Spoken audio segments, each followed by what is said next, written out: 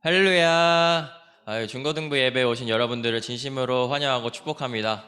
오랜만에 얼굴을 보니까 너무 좋네요. 매번 이렇게 썰렁한 분위기에서 혼자 찬양했었는데 이렇게 예배당에 가득 찬 모습을 보니까 너무 보기 좋습니다. 네, 다 같이 사도신경 하심으로 중고등부 예배를 시작하겠습니다. 나는 전능하신 아버지 하나님 천지의 창조주를 믿습니다. 나는 그의 유일하신 아들 우리 주 예수 그리스도를 믿습니다. 그는 성령으로 잉태되어 동정녀 마리아에게서 나시고 본디오 빌라도에게 고난을 받아 십자가에 못 박혀 죽으시고 장사된 지 사흘 만에 죽은 자 가운데서 다시 살아나셨으며 하늘 오르시어 전능하신 아버지 하나님 우편에 앉아 계시다가 거기로부터 살아있는 자와 죽은 자를 심판하러 오십니다. 나는 성령을 믿으며 거룩한 공교회와 성도의 교제와 죄를 용서받는 것과 몸의 부활과 영생을 믿습니다. 아멘. 네, 다 같이 일어나셔서 기지개 한번 피시고 찬송 들어볼까요?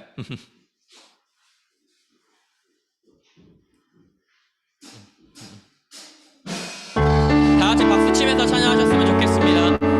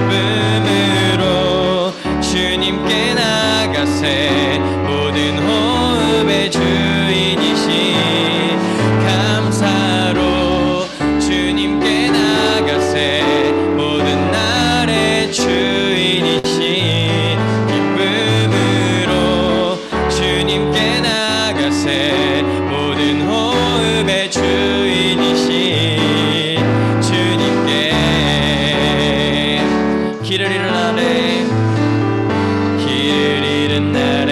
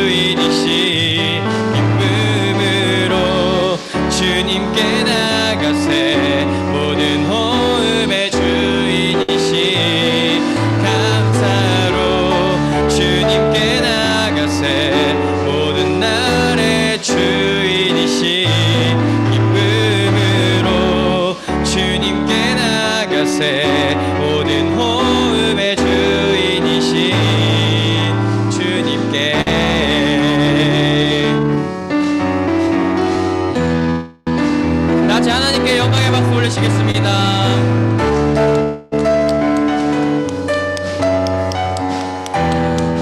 할렐루야. 감사로 주님께 나갑시다.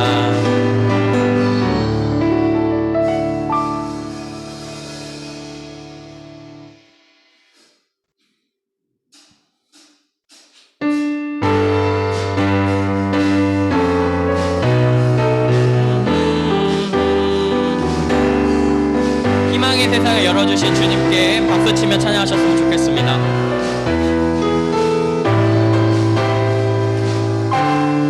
감사드리세 우리 주께 크신 사랑 베푸셨네. 찬양드리세 어린 양께 영원히. 한 번 더 찬양하겠습니다. 감사드리세. 감사드리세 우리 주께 크신 사랑 베푸셨네. 찬양드리세 어린 양께 영원히. 감사해 고통과 눈물 없는 곳 열어주시니. 감사해 모든 만물 새롭게 되는 그날 주시니. 그날에 열방과 모든 민족들 주 찬양하리. 태하늘과 새 땅에 그날 기뻐 노래하리. 감사드리세. 감사드리세 우리 주께 크신 사랑 베푸셨네. 찬양드리세 어린 양께 영원히. 감사드리세 우리 주께 크신 사랑 베푸셨네. 찬양드리세 어린 양께 영원히.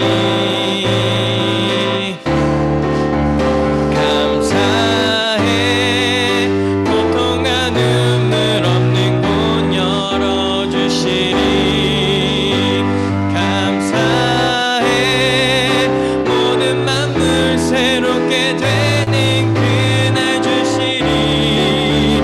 그날에 열방과 모든 민족들 주 찬양하리. 새하늘과 새 땅에 그날 기뻐 노래하리. 감사해. 감사해 모든 만물 없는 곳 열어주시니. 감사해 모든 만물 새롭게 되는 그날 주시니.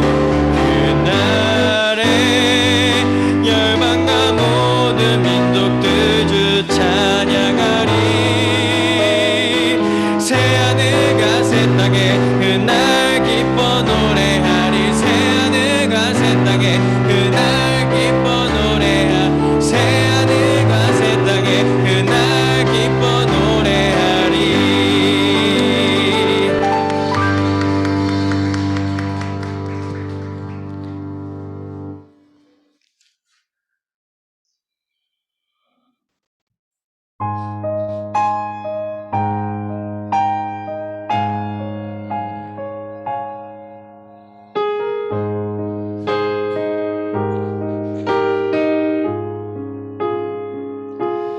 온 땅의 주인 되신 주님이 내 이름 아시며 상한 맘 돌보네. 어둠을 밝히시는 새벽별 방황하는 내 맘 주의 길 비추시네. 나로 인함이 아닌 주가 행하신 일로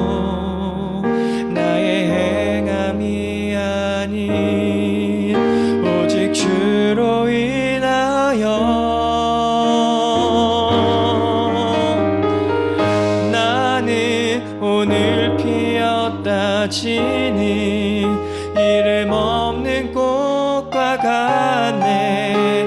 바다에 있는 파도 안개와 같지만 주는 나를 붙드시고 부르짖음 들으시며 날 위안하시네.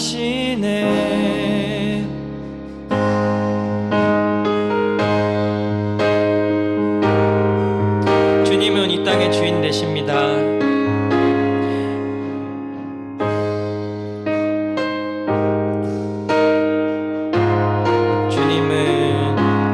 주님은 나의 죄를 보시고 사랑의 눈으로 날 일으키시네. 바다를 잠잠하게 하시듯 내 영혼의 폭풍 고요케 하시네. 나로 인함이 아닌 주가 행하신 일로 나의 행함이 아닌 오직 주로 인하여 나는 오늘 피었다 지는 이름 없는 꽃과 같네. 바다에 있는 파도 안개와 같지만 주는 나를 붙드시고 부르짖음 들으시며 날 귀하다 하시네. 나는 오늘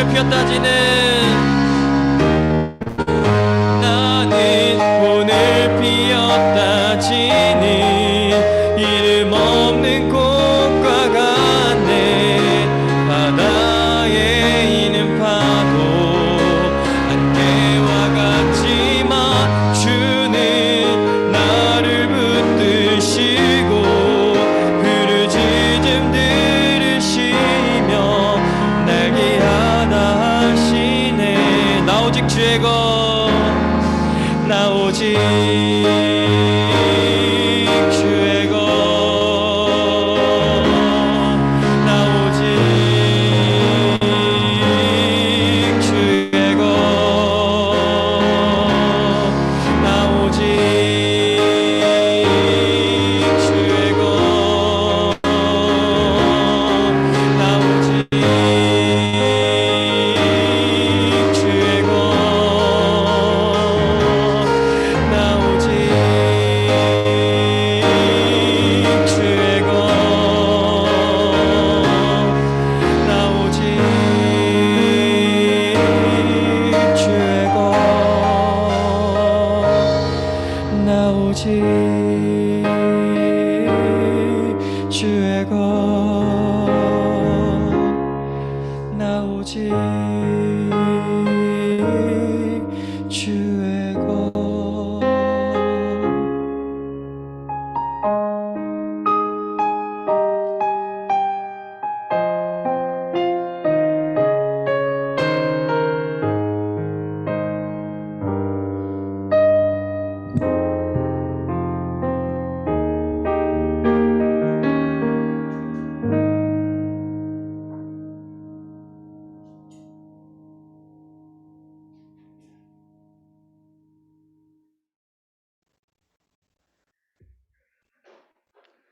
기도하시겠습니다. 하나님 아버지, 오늘 이렇게 저희가 간만에 모여서 예배드리게 해주심을 감사드립니다. 처음에 온라인 예배를 드렸을 땐 좀 익숙지 않았지만 점점 익숙해지고 그 방 안에서 편하게 예배드리는 제 모습이 때론 좋았을 때도 있었습니다. 그렇게 익숙해져 가면서 나태해진 저의 모습을 고백합니다. 죄송합니다, 주님. 저는 그저 방 안에서 드렸던 예배가 어쩌면 좋았을지도 모르겠습니다. 하지만 하나님, 점점 시간이 지나고 예배를 드리면서 그 모습은 잘못됐음을 깨달았습니다. 이제 다시 이렇게 교회에 나와서 예배드려서 저희 그 나태함을 씻어주시고 그 잘못된 모습을 다시 바로잡아 주시옵소서. 지금 이번 주가 추수감사 주일입니다. 하나님께서 주신 그 은혜와 저희가 일한 그 결과물을 저희에게 주시고 또 저희를 먹여주시고 또 저희를 이렇게 예배드리게 해주시고 건강한 신체를 허락해 주셔서 감사합니다. 이 감사함을 가지고 다시 하나님께 나아가서 예배드리고 찬양하고 기쁘게 하나님을 영화롭게 올려드리는 저희 모습이 되었으면 좋겠습니다. 하나님, 날씨가 많이 추워졌습니다. 건강 지켜주시옵시고 또한 저희 마음을 단단하게 만들어 주시옵소서. 또한 많은 학생들이 학업에 열중하고 있습니다. 그 학생들 가운데 은혜 내려주셔서 그 지혜와 축복을 더하여 주시옵시고 그들 가운데 건강이 악화되지 않게 붙들어 주시옵소서. 말씀 전하는 전도사님과 찬양팀에게 은혜를 더하여 주시옵시고 그들의 입술 가운데 정말 하나님의 축복이 내려주셔서 그 듣는 사람으로 하여금 정말 하나님의 그 말씀을 몸으로 그리고 귀로 마음에 새길 수 있도록 도와주시옵소서. 발걸음 인도해 주시옵시고 아직 이 자리에 오지 못한 사람들까지도 생각하시고 또 기억나게 해 주시옵소서. 언제나 감사드리며 사랑이 많으신 예수님 이름으로 기도드렸습니다. 아멘.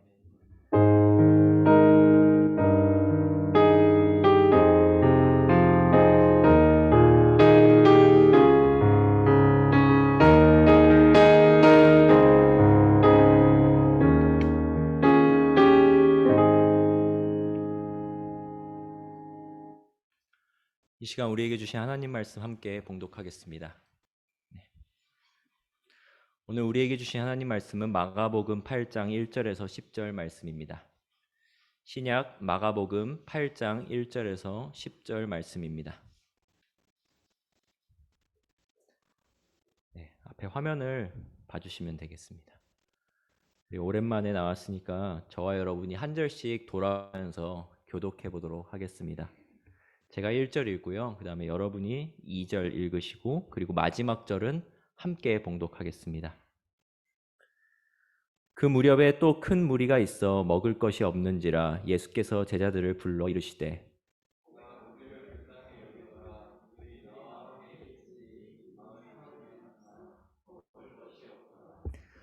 만일 내가 그들을 굶겨 집으로 보내면 길에서 기진하리라. 그 중에는 멀리서 온 사람들도 있느니라.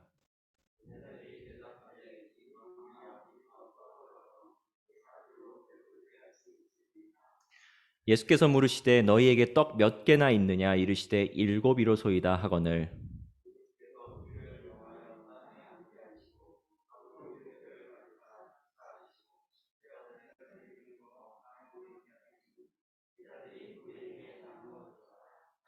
또 작은 생선 2마리가 있는지라 이에 축복하시고 명하사 이것도 나누어 주게 하시니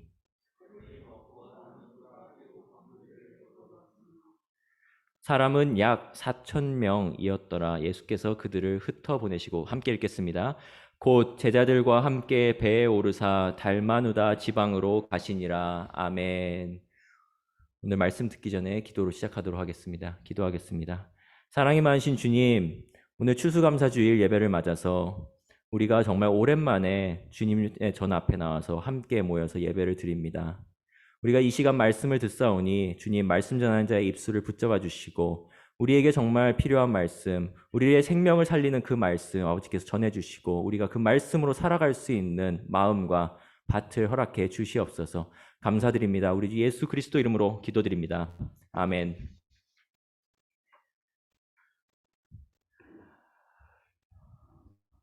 정말 오랜만에 우리가 이 자리에서 모여서 예배를 드립니다. 네, 우리 옆 사람과 이렇게 눈 인사라도 한번 해볼까요? 잘 왔어요. 안녕, 오랜만이야. 네, 잘 지냈어요? 네. 여러분은 서비스라는 단어를 많이 들어보셨을 것입니다. 서비스 많이 들어보셨죠?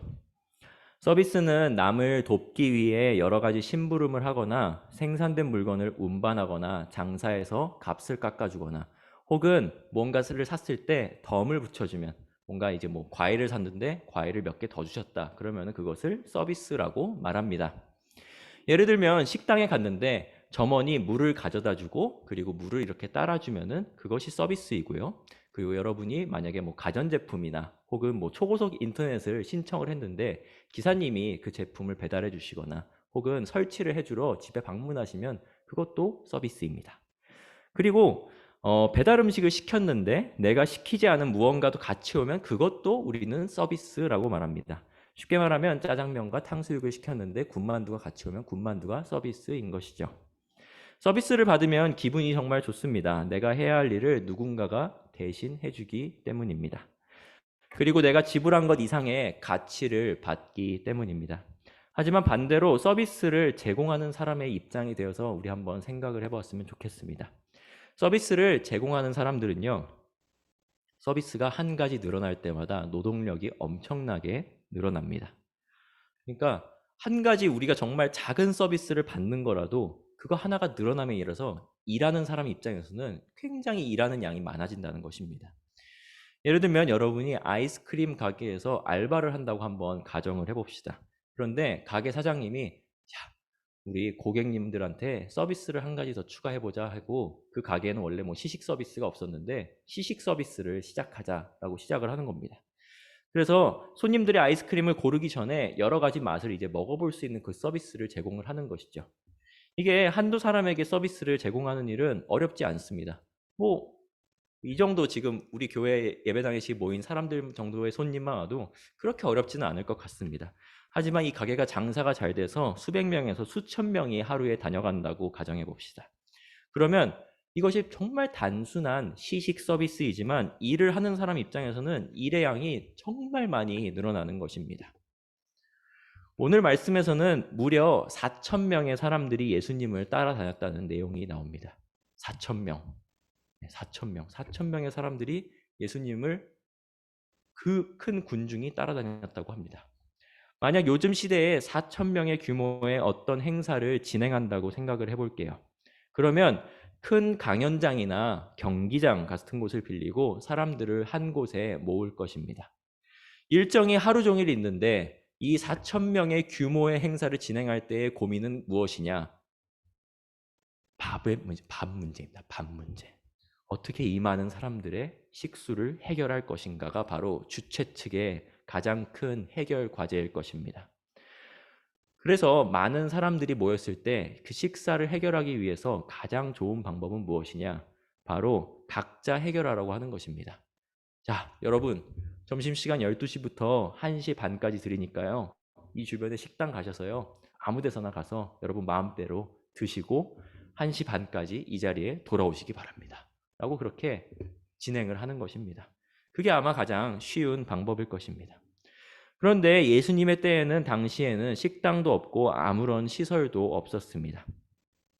물론 예수님께서 한두 명의 사람들에게 밥을 제공하는 봉사는 어떻게 해서든지 하실 수 있었을 것입니다. 하지만 한두 명이 아니었습니다. 오늘 말씀 몇 명이라고요? 4,000명입니다. 4,000명. 4,000명이 먹기 위해선 그냥 몇 시간 만에 음식을 준비하는 것이 아니라 미리 며칠 전부터 재료를 준비해야 하고 그리고 음식을 만들 준비를 굉장히 오랜 시간 동안 해야 합니다. 그리고 4,000명이 음식을 먹으려면 큰 주방도 필요하고요. 그리고 사람들이 먹을 수 있는 공간도 그리고 많은 인력과 재료도 필요합니다. 몇몇 사람들에게 식사를 제공하는 일은 정말 별일이 아닌 일일 수 있지만 4,000명에게 제공한다는 것은 상상을 해보면 해볼수록 정말 엄청난 일입니다. 그 엄청난 규모의 일은 오늘 예수님께서 말씀에서 해내고 계십니다. 그리고 이들을 다 먹이고도 음식량이 남아서요. 7광줄이나 음식들이 남았다고 합니다. 예수님께서는 도대체 뭘로, 어떠한 것으로 이 사람들을 먹인 것일까요? 자, 예수님께서 이 사람들에게 먹인 재료를 한번 보겠습니다. 바로 7개의 떡과 2마리의 생선입니다. 네, 떡 7개. 그러니까 사실 이스라엘 이쪽 문화권에서는 이제 빵이죠. 근데 이제 이게 우리말 성경으로 오면서 우리한테는 어떻게 보면은 빵보다 떡이 더 친숙한 문화권이란 말이죠. 그죠? 그래서 이제 떡으로 되어 있는 것인데요. 7개의 떡과 2마리의 물고기. 이 재료로 4,000명의 사람들을 먹이셨습니다. 우리는 주로 오병이어의 기적이라고 교회에서 들어왔습니다. 떡 5개와 물고기 2마리로 5,000명을 먹이신 예수님의 기적입니다. 그런데 오늘 말씀을 읽은 구절은요, 7병이어의 기적입니다. 이 사건은 오병이어 사건 이후에 있었던 또 다른, 그러니까 오병이어 사건은 이제 예수님께서 오병이어를 통해서 5,000명을 먹이셨고, 그리고 이 7병이어 사건은 7개의 떡과 2마리의 생선으로 이제 4,000명을 먹이신 그런 다른 사건이라는 것입니다. 오병이어와 7병이어 사건은 조금 다른 점이 있습니다. 오병이어의 기적은 유대인들을 대상, 그러니까 지금 이스라엘에 살고 있는, 여러분 유태인들이 누군지 아시죠? 네, 지금 세계에서 가장 큰 부를 어떻게 보면 쥐고 있는, 네, 가장 힘이 센 그런 민족 중에 하나이죠. 네, 그런 유태인들을 대상으로, 예루살렘 그쪽 이제 사람들을 대상으로 보여주신 그런 기적이라고 하면은 7병이어 사건은 유대인과 이방인들이 섞여 있는 가운데에서 이루어진 기적과 같은 일입니다. 예수님께서는 유대인뿐만 아니라 이방인들에게도, 그러니까 지금 우리와 같은 이방인들에게도 음식을 함께 나눠주시면서 어떤 메시지를 우리에게 전달하고자 하셨을까요? 오늘 말씀에서 우리에게 주시는 메시지는 어떤 메시지인지 하나씩 살펴보도록 하겠습니다. 첫 번째 예수님께서 우리에게 주신 메시지입니다. 첫 번째 예수님께서 우리에게 주신 메시지는 떡을 먹으라입니다. 누구야? 떡을 먹으라. 예수님께서는 떡을 먹으라고 말씀하십니다. 여기서 떡을 먹는 것은 단순히 굶주린 배를 채우고 사람들에게 음식을 주는 것 이상의 의미가 있습니다. 예수님께서는 이 메시지를 우리에게 전달하고 싶으시기 때문인데요. 바로 어떤 메시지이냐? 우리 요한복음 말씀을 함께 보도록 하겠습니다. 요한복음 6장 26절에서 27절입니다. 이 말씀 속에 떡의 의미가 담겨 있습니다. 한번 잘 들어보세요. 예수께서 대답하여 이르시되 내가 진실로 진실로 너희에게 이르노니 너희가 나를 찾는 것은 표적을 본 까닭이 아니요 떡을 먹고 배부른 까닭이로다. 썩을 양식을 위하여 일하지 말고 영생하도록 있는 양식을 위하여 하라. 이 양식은 인자가 너희에게 주리니 인자는 아버지 하나님께서 인치신 자니라. 아멘. 자, 예수님께서는 어떻게 말씀하세요? 썩어버리는 그 떡을 위해서 살지 말고 썩지 않는 떡을 위해서 살아라 라고 말씀하십니다.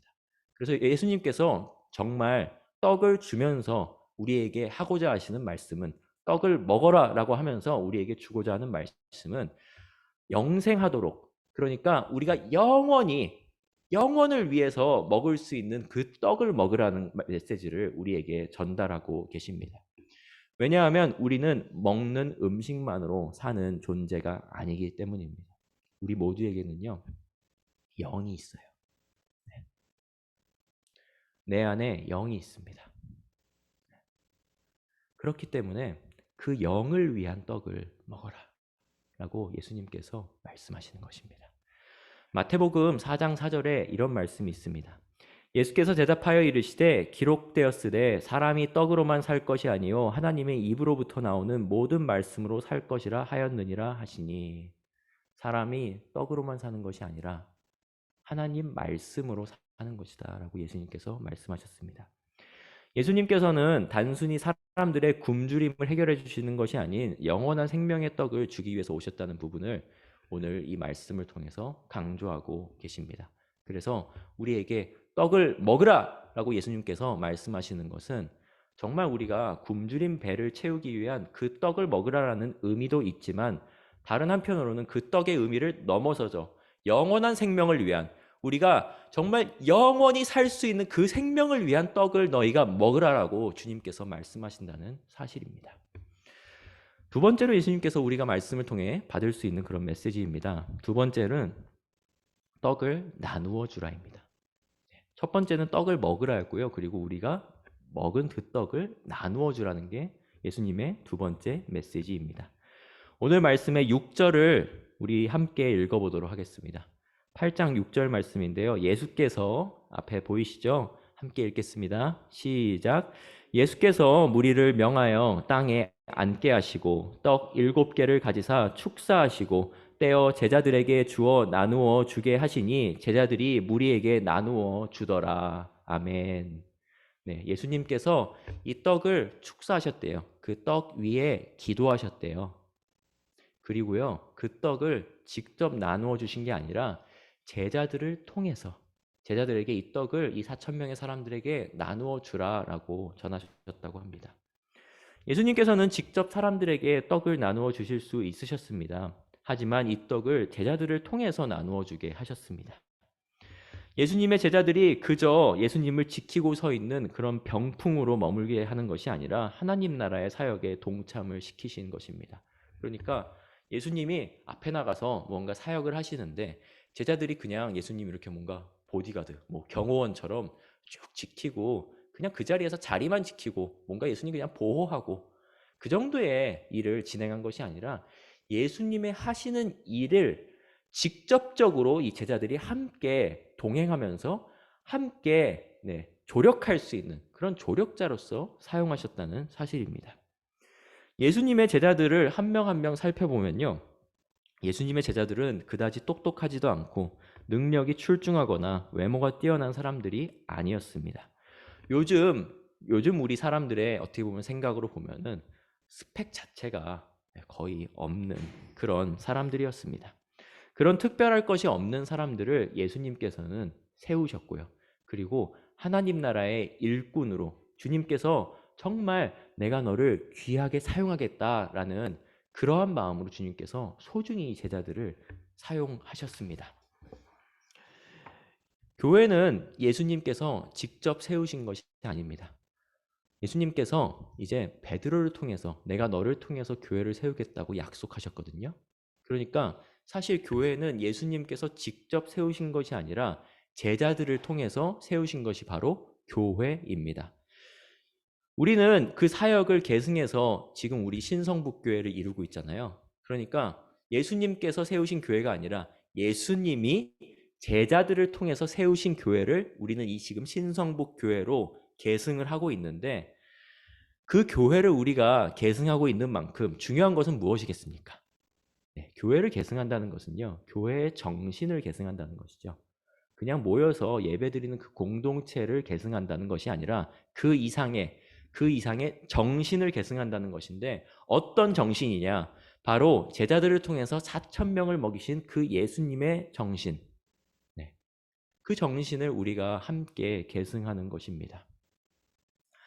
그런 만큼 우리 신성북교회도 우리 중고등부 공동체도 예수님께서 보여주신 그 일처럼 우리도 많은 사람들에게 먹을 양식과 그리고 생명의 양식, 영혼의 양식을 둘 다 나눌 수 있어야겠습니다. 그것이 바로 우리가 하나님 나라의 일에 동참할 수 있는 그런 방법입니다. 하나님께서는 아무 능력 없는 우리를 일으켜서 사용하셨고 우리를 통해서 떡을 나누시는 그런 분이십니다. 여러분이 아직 어리다고 생각할 수도 있고 지금 뭐 나이가 내가 충분히 먹었어라고 생각하시는 분도 계실 수 있는데 어쨌든 여러분이 지금 사회에서 독립하기는 굉장히 어려운 상황이잖아요. 그렇죠. 왜냐하면은 지금은 누군가 보호자가 필요하고 그리고 양육해 줄 사람이 필요한 그런 상황입니다. 하지만 그런 나이와도 상관이 없습니다. 예수님께서는 어떠한 사람이든 상관없이 여러분에게 다가가셔서 누구누구야, 너가 내 일을 좀 해주겠니? 내가 4천 명의 사람들을 너희를 통해서 먹인 것처럼 너희도 지금 나가서 지금 이 시대에 많은 사람들을 가서 먹이고 베풀지 않겠니? 라고 말씀하시는 것입니다. 그것이 두 번째로 주신 예수님의 메시지입니다. 오늘 말씀에서 찾아볼 수 있는 이제 세 번째 메시지입니다. 세 번째 메시지는 받은 떡에 감사하라입니다. 받은 떡에 감사하라. 첫 번째 메시지는 이제 떡을 먹으라. 내가 주는 떡을 먹으라 했고, 그리고 두 번째 메시지는 떡을 나누어 주라 했습니다. 그리고 세 번째 메시지는 내가 받은 그 떡에 감사하라입니다. 떡과 물고기. 배가 너무 고픈 사람에게는 완벽한 식단일지도 모릅니다. 여러분 학교에서 필수 3대 영양소가 뭔지 배우셨죠? 예. 어떤 시간에 배우셨는지 저도 잘 기억이 안 나요. 저는 기술과정 시간에 배웠던 것 같습니다. 네, 중학교 때쯤 배운 것 같은데요. 필수 3대 영양소, 탄수화물, 단백질, 지방이죠. 네. 예수님께서 주신 식단, 탄수화물, 단백질, 지방이 다 들어가 있는 그런 완벽한 식단이었습니다. 하지만 21세기를 살고 있는 우리는 물질의 풍요 때문에 예수님께서 우리에게 완벽한 식단, 완벽한 선물을 주셨음에도 불구하고 투정할 때가 있는 것 같습니다. 남과 비교하면서 내가 받은 것은 왜 이래요, 주님? 왜 내가 받은 것은 남들보다 작죠? 다른 사람들은 보니까 정말 좋고, 그리고 정말 맛있고, 그리고 정말 안락한 환경에서 살고 있는데, 내가 받은 것은 왜 이 모양인가요, 주님? 이라고 비교하면서 그렇게 부정적인 말을 쏟아낼 때가 많이 있는 것 같습니다. 주님께서는 우리에게 합당하고 그리고 우리에게 알맞은 양식을 미리 준비하시는 그런 분이십니다. 우리에게 주어진 인생이 비록 남들과 비교했을 때는 정말 하찮아 보일지 모릅니다. 하지만 우리는 그것 안에서 감사할 수 있어야 합니다. 그것이 예수님께서 우리에게 하기 원하시는 그러한 자세입니다. 우리 인간의 욕심은 끝이 없습니다. 우리가 정말 더 주세요. 더 나은 것 주세요. 그럴수록 더 좋은 걸 받고 더 나은 걸 받았어요. 그러면은 그 욕심의 끝이 올까요? 그렇지 않습니다. 인간의 욕심은 끝이 없습니다. 우리의 욕심은 더 큰 떡, 그러니까 더 나은 생선을 통해서 채워지는 것이 아니라 오직 하나님께서 우리에게 주신 말씀을 통해서만 채워질 수 있다는 사실입니다.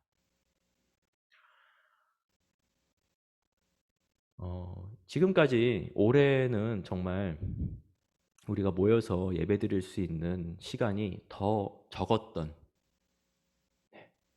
살면서 이런 적이 없었던 것 같은데 더 적었던 그러한 해였습니다. 처음에는 금방 끝나겠지, 몇 주만 지나면은 다시 모일 수 있겠지 라는 생각을 했는데 한 주 한 주 지나가다 보니까 정말 마음이 점점 가난해지고 있는 것을 저는 저 개인적으로 좀 느낄 수 있었습니다. 예전엔 정말 감사가 넘쳤는데 한 주 한 주 교회에 가고 그러면은 너무 기쁘고 행복한 그런 나날들이 있었는데 왜 지금 이렇게 된 걸까? 너무 힘들다. 왜 우리 이런 시대에 살고 있는 거지? 라는 생각하게 되더라고요.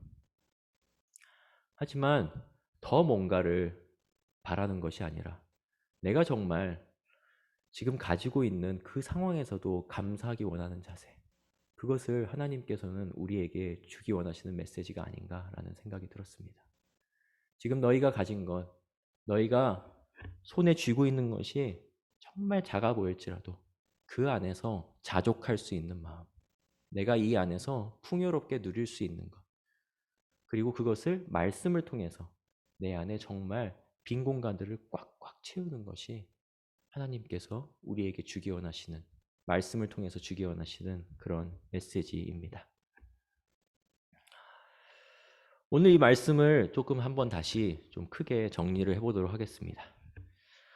4,000명을 7개의 떡과 물고기 2마리로 먹이신 예수님의 기적, 이것이 오늘 말씀의 주된 스토리였습니다.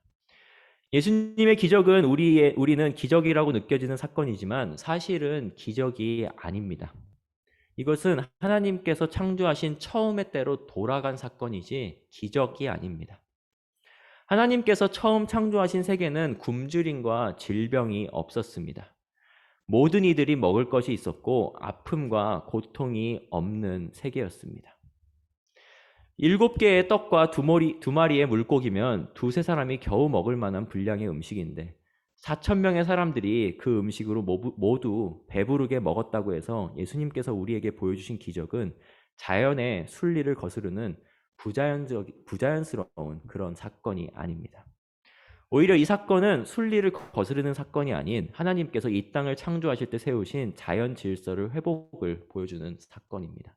자, 이게 무슨 말이냐? 제가 다시 한번 좀 이야기를 해볼게요. 예수님께서 이 성경 말씀에서 보여주신 기적, 7개의 떡과 2마리의 물고기로 4,000명을 먹이신 그 기적이 어떻게 보면 자연스럽지 못한 사건이죠. 그러니까 기적이죠. 어떻게 보면. 그죠?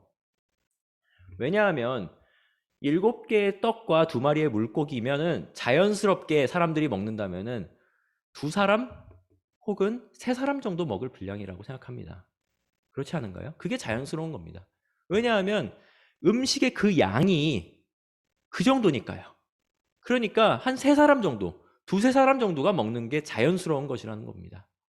하지만 이 사건이 그러한 부자연스러운 기적이 아니라 자연스러운 사건이라는 데 있는 이유는 왜냐하면 하나님께서 창조하신 이 세계가 원래는 이 땅의 모든 사람들이 먹을 것이 부족하지 않고 병이 없고 아픔과 고통이 없는 그런 세계였기 때문에 이 사건은 기적을 보여주신 사건이 아니라 다시 그 자연스러움을 회복시키신 그 사건이라는 것을 우리는 확인할 수 있다는 점입니다.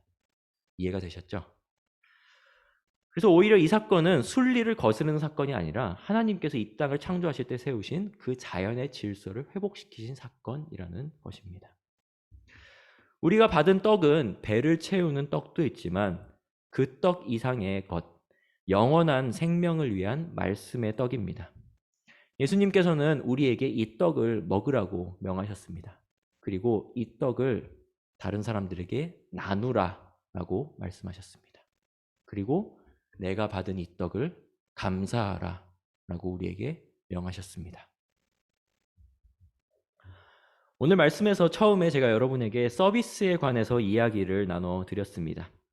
서비스의 여러 가지 의미를 말씀드렸는데 한 가지 의미를 추가적으로 말씀드리면 영어로 예배를 서비스라는 단어로 표현합니다. 그래서 미국 같은 데 가서요. 미국이나 이제 영국 같은 데 가서 주일 예배라고 이제 적혀진 그런 교회의 간판들이나 주보들을 이제 보게 되면은 Sunday Service라는 단어로, 그러니까 서비스라는 단어로 적혀 있습니다. 여러분 예배가 서비스인가요? 네, 서비스가 맞습니다. 우리는 하나님을 예배를 통해 하나님을 경배하기 때문에 예배가 서비스이고요. 그리고 하나님께서도 그 예배를 통해서 우리를 섬기시기 때문에 예배가 서비스인 것입니다. 코로나 때문에 우리가 정말 오랜만에 나와서 함께 얼굴을 보고 모여서 예배를 드립니다. 모이게 된 건 기쁜 일인데 한편으로는 오랜 시간 교회와 떨어져 지내다 보니 영 마음이 열리지 않을 수도 있습니다. 정말 긴 몇 달 동안의 시간 동안 마음이 메말렸고 그리고 마음이 강팍해지기도 한 것 같습니다. 그런 우리에게 주님께서는 떡을 건네십니다. 떡을 우리에게 지금 주시는 거예요. 한 명 한 명에게. 그리고 이 떡은 우리의 메마른 마음을 적셔줄 떡이라고 말씀하십니다. 이 떡은 정말 단순히 우리 그냥 점심 끼니를 해결할 그러한 떡이 아니라 우리의 영원한 생명을 위한 그 떡이라고 우리에게 말씀하시면서 건네주십니다. 그리고 여러분에게 떡을 건네시면서 주님께서 이렇게 말씀하십니다. 너가 이 자리에 나와서 정말 기쁘다. 너가 지금 여기 함께 나와서 내가 너무나도 기쁘다 라고 말씀하시고 그리고 안아주시고 위로하십니다. 우리가 오늘 주시는 그 생명의 떡을 통해서 주님과 함께 큰 기쁨과 감사를 누릴 수 있었으면 좋겠습니다. 정말 지금 내가 손에 쥔 것이 아무것도 없는 것 같을지라도 그래도 분명히 여러분에게 지금 주신 감사의 기도가 있을 것입니다. 그것들을 생각하면서 정말 주님 지금까지 나를 이렇게 이끌어 주시면 너무나도 감사합니다. 내가 주님께서 주신 그 생명의 떡, 영원한 삶을 주시는 그 생명의 떡을 통해서 내 마음에 모든 빈 공간을 채우기 소망합니다. 라고 고백하는 저와 여러분 되기를 간절히 소망합니다. 기도하겠습니다.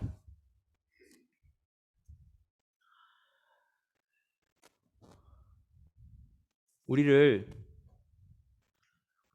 챙겨주시고 우리가 바라는 것 이상으로 채워주시는 아버지 하나님, 주님, 우리가 오랜만에 정말 주님의 전화 옆에 나와서 이렇게 모여서 예배를 드립니다. 우리가 함께 예배 드릴 수 있고, 함께 찬양할 수 있고, 함께 말씀을 들을 수 있게 해주심에 너무나도 감사드립니다. 주님, 우리는 정말 지금까지 주님께 너무나도 받은 것이 많고, 주님께서 정말 우리의 필요를 하나하나 채워주셨음에도 불구하고 우리의 정말 삶을 한탄하면서 부정적인 말을 쏟아내고 그리고 한숨을 지어내는 날들이 너무나도 많았음을 고백합니다. 주님, 주님께서 정말 우리의 필요를 다 채우시는 분이시니, 그리고 우리에게 영원한 생명의 말씀을 허락해 주신 분이시니 우리가 그 말씀으로 우리의 빈 공간을 채우길 소망합니다. 우리가 말씀으로 살아나고 말씀으로 세워지는 중고등부 되기를 소망합니다. 우리를 친히 이끌어 주시고 우리를 긍휼히 여겨 주시옵소서. 오늘 추수감사주일입니다. 주님께서 우리에게 베풀어 주신 은혜를 생각하며 정말 하나하나 우리 마음속에서 깊은 감사와 고백과 찬양이 있을 수 있는 우리 중고등부 될 수 있도록 아버지께서 큰 은혜 그리고 마음 문을 열어 주시옵소서. 감사드립니다. 우리 주 예수 그리스도 이름으로 기도드립니다. 아멘.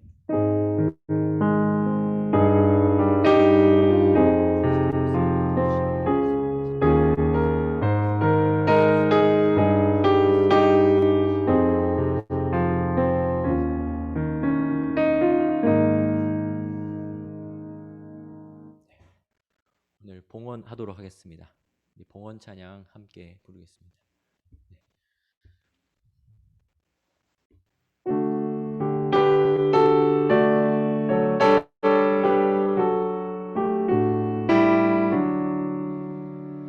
내게 있는 모든 것을 아낌없이 드리네. 사랑하고 의지하며 주만 따라 살리라.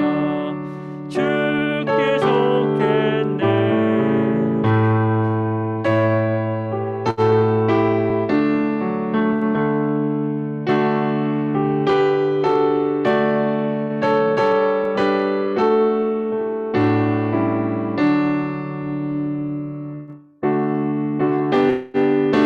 모든 것을 주를 위해 드리네.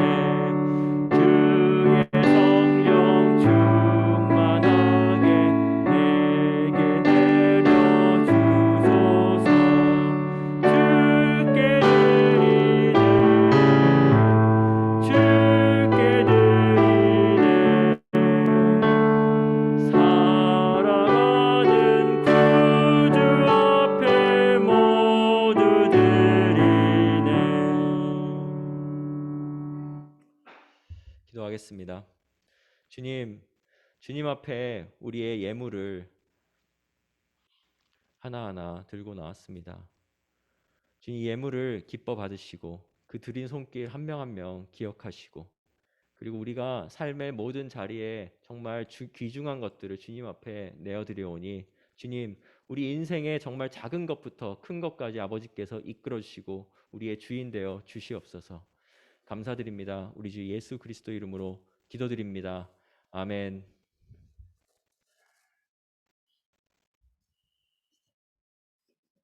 네, 우리 다 함께 일어나서 오늘 아까 찬양 같이 했던 함께 했던 온 땅의 주인 함께 찬양 부르도록 하겠습니다. 가사 보시면서 한번 따라 불러보시면 좋겠습니다. 네, 오늘 말씀 생각하시면서 이 가사 한번 보시고 생각하시면서 한번 부르겠습니다. 네, 온 땅의 주인입니다.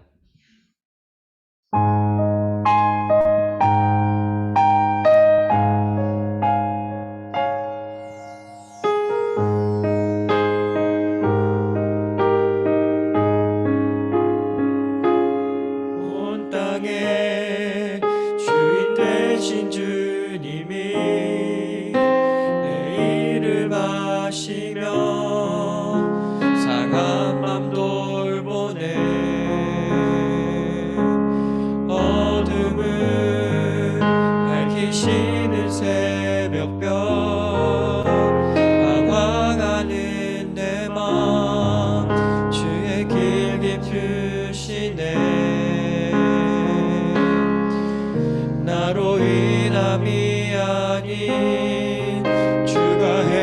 행하신 일로 나의 행함이 아닌 오직 주로 인하여 나는 오늘 피었다 지는 이름 없는 꽃과 같네. 바다에 있는 파도 안개와 같지만 주는 나를 붙드시고 부르짖음 들으시며 날 귀환하시네. 한번 볼게요. 나의 죄를 보시고 사랑의 눈으로 날 일으키시네. 바다를 잠잠하게 하시듯 내 영혼의 폭풍 고요케 하시네. 나로 인함이 아닌 주가 행하신 일로 나의 행함이 아닌 오직 주로 인하여 나는 오늘 피었다 지는 이름 없는 꽃과 같네. 바다에 있는 파도 안개와 같지만 주는 나를 붙드시고 부르짖음 들으시며 날 귀환하시네. 나 오직 주의 것, 나 오직 주의 것, 나 오직 주의 것, 나 오직 주의 것.